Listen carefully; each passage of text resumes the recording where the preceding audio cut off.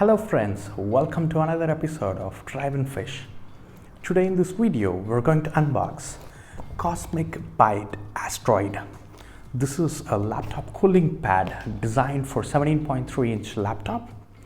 And let's see if this can really cool my Asus ROG laptop. Come on, let's dive in. This comes in two different colors. The one we have is blue color. In the box, we have a user guide and a cooling pad. Let's quickly assemble this and connect it to a USB power brick. This is a nice braided USB cable. The box says that this cooling pad is compatible with a 17.3-inch laptop. However, this cooling pad is too small to fit a 17-inch laptop.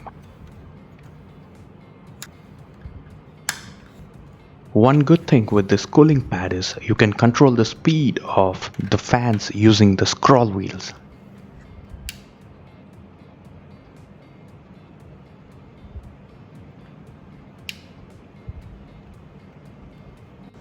Now let's test the strength of these fans using tissue paper.